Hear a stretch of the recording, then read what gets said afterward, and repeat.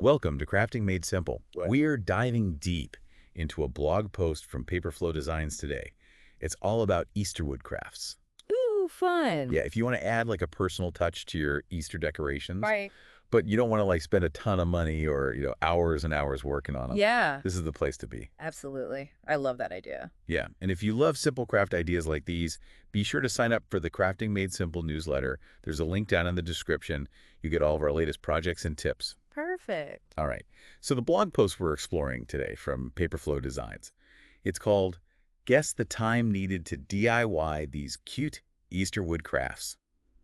It's a really fun read. It has a bunch of ideas for all skill levels. Okay, cool. We're going to unpack some of the ideas and talk about why wood is such a great material for Easter crafts. Love it. Joining me to help explore these ideas is I'm so excited to be here. Okay, so our goal today is to give you a clear understanding of some fun and achievable Easter wood crafts.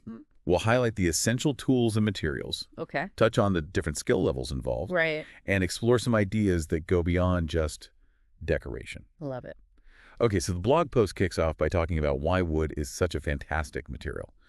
And it's described as versatile, durable, and adding a rustic charm. Oh, yeah. So what makes wood so appealing for these kinds of projects? I think wood has such a lovely, natural aesthetic that fits really well with spring and Easter themes. It's all about like bringing the outdoors in. Yeah, And wood is just like nature. right. It's also like quite forgiving to work with, so it's suitable for beginners. Mhm. And as the post mentions, it's a great way to use up any scrap wood you might have laying around, which is always a plus. Yeah, totally. All right, let's talk tools. Okay. The blog post mentions a few key pieces of equipment. So cutting machines like Cricut for intricate designs, Yeah. laser cutters, Those are fun. specifically mentioning Xtool as a reliable brand for more complex cuts and engraving. Yeah. They make a great laser cutter. Yeah, and the trusty hot glue gun Oh, yeah, of course. for quick assembly. Mm-hmm. It also mentions acrylic or chalk paint, Oh, yeah. Those were my favorite. for adding a splash of color. Right. So for someone just starting out, which of these would you say are the absolute essentials for tackling some of these projects? I think for the beginner-friendly projects, acrylic or chalk paint and a hot glue gun are like the most essential. Okay. A Cricut or laser cutter opens up more possibilities for intricate designs. Right.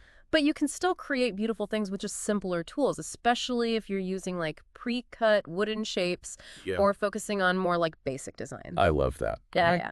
The blog post advises cleaning the wood and ensuring it's free of rough edges. For those using cutting machines, it notes uploading designs to Cricut Design Space.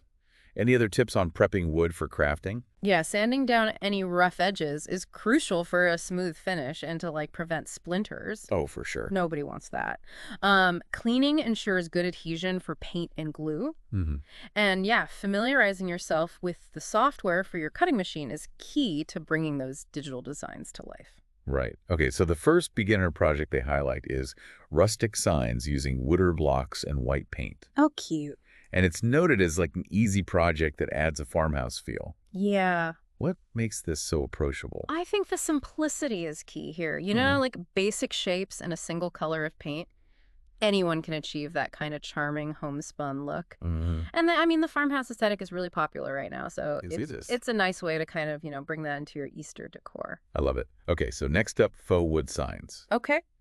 Using foam boards and acrylic craft paint, perfect for those without power tools. Yeah. This sounds like a clever alternative. Yeah, it is. Foam board is really lightweight. It's easy to cut with just basic tools like craft knives. And it can be painted to mimic the look of wood. Okay, So it's a budget-friendly and accessible option. very cool. Finally, for beginners, DIY wooden carrots with wooden blocks, orange paint, and twine. Adorable. Described as easy and kid-friendly. Yeah. What makes this one good for involving children? Well, the shapes are simple. Painting is, a pretty straightforward activity. Yeah. And adding twine for the carrot tops is a nice tactile element that kids can totally participate in. Totally. Plus, the end result is like a cute and recognizable Easter symbol. Yes. All right, moving to intermediate projects, we Yeah. have porch bunnies using scrap wood chalk or acrylic paint and varnish for outdoor use. Oh, fun. This really elevates the front door decor. Yeah. What are some considerations for making these durable for the outdoors?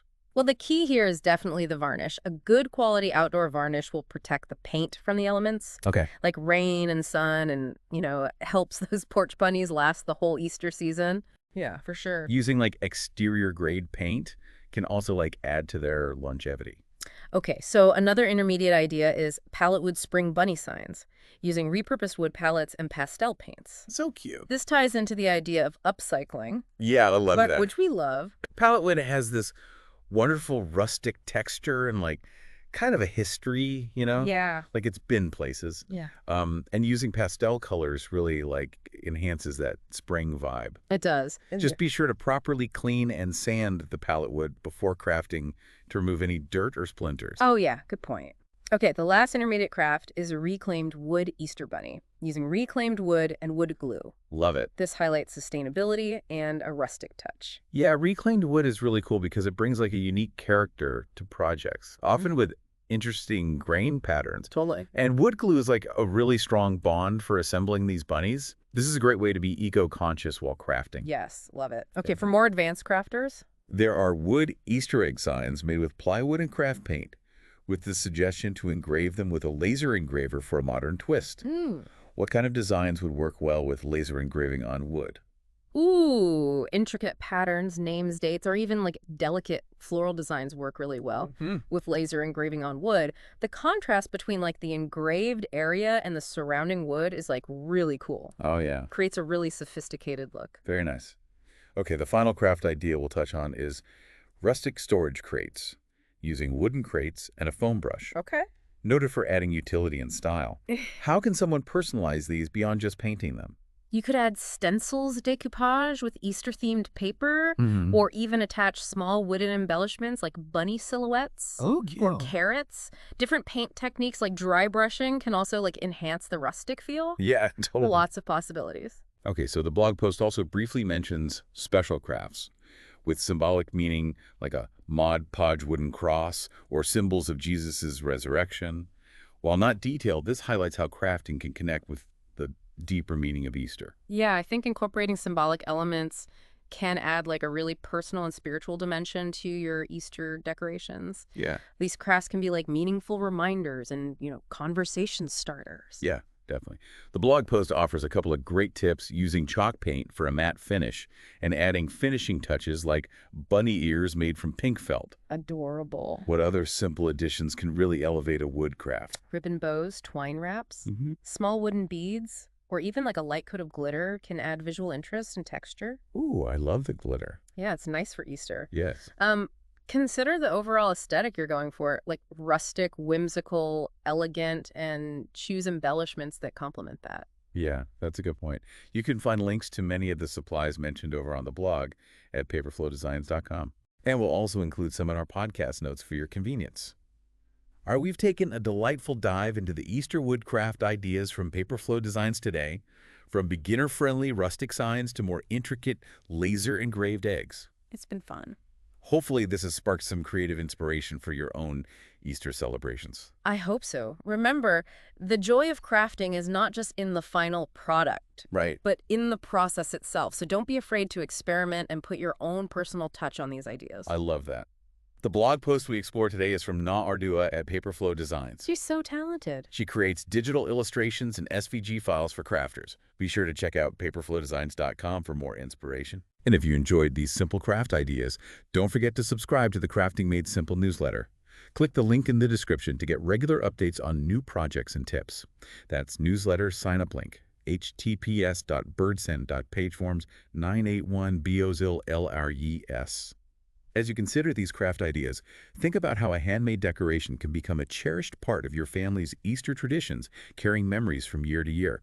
What kind of unique touch will you add to make your creations truly special? That's a great thought. Thank you for joining us on the Crafting Made Simple podcast.